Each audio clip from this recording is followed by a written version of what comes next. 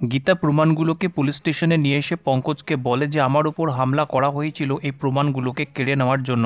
ওরা পুরো চেষ্টা করছে আমার শ্বশুর মশাইকে ফাঁসানোর, কিন্তু আমি সেটা হতে দেব না। শুধুমাত্র একটা প্রমাণ পেতে দেরি, তারপর কিরণকান্তি আর ধীমান সেনের খেলা আমি নিজে শেষ করব। অন্যদিকে অঙ্কিত মেহেককে ফোন করে তার সঙ্গে দেখা করার জন্য জেদ করতে থাকে আর বলে যে আমি তোমাকে মিস করছি। মেহেক বলে তুমি তো জানো আমি কোথায় ফেসে আছি। অঙ্কিত বলে আমি কিছু জানি না, তুমি এক্ষুনি আমার সঙ্গে দেখা করতে আসো। মেহেক বলে ঠিক আছে দাঁড়াও, আমি এই রাক্ষসপুরী থেকে বেরোনোর চেষ্টা করছি। তারপর মেহেক কৃপু কৃপু বলে কৃপানকে ডাকতে শুরু করলে কৃপানের মায়ের মাথা গরম হয়ে যায় আর সে বলে যে এই মেয়েটা আবার শুরু হয়ে গেছে। তারপর মেহেক যখন রতিকে জিজ্ঞেস করে আমার ব্যাপারে কিছু বলছেন, সে ভয়ে চুপ হয়ে যায়। তখনই কিরণকান্তি বাজার করে বাড়ি ফিরলে মেহেক তাকেও বিরক্ত করতে শুরু করে দেয়।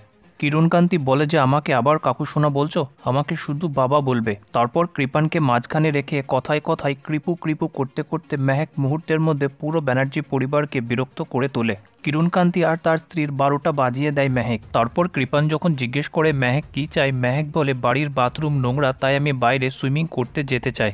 মেহেক কিরণকান্তি ভজন আর রতি দেবীকে বলে যে আপনাদের মধ্যে কেউ একজন আমার বাথরুমটা পরিষ্কার করে দেবেন। মেহেকের কথা মতো কৃপানও তার মা বাবাকে বাথরুম পরিষ্কার করার অর্ডার দিয়ে চলে যায়, যেটা শুনে তারা দুজনেই হতবাক। কিরণকান্তি ভজনকে বলে যে এবার তো আমারও তোমার মতো সন্দেহ হচ্ছে এই মেয়েটার উপর।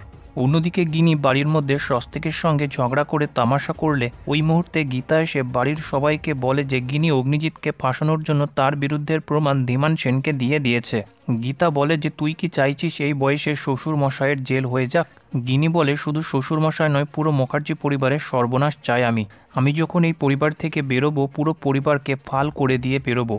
প্রলয় গিনিকে বোঝানোর চেষ্টা করলে গিনি বলে যে আপনি বেশি বাড়াবাড়ি করলে আমি থানায় ফোন করে বলবো আপনি আমার সাথে অস্বাভাবিক আচরণ করছেন। গিনির প্রলয়ের সাথে এভাবে কথা বলার জন্য গীতা রুখে দাঁড়ালে গিনি বলে তুই তো সামনে আসবি, কারণ এই মানুষটা সবসময় তোর হাতের ইশারায় চলে। গীতা গিনিকে চ্যালেঞ্জ করে দেয় যে গিনি যেটা চাইছে গীতা সেটা কোনো দিনও হতে দেবে না। গিনি বলে আমি এই স্বর্ণলোককে পুড়িয়ে ছাই করে দেবো।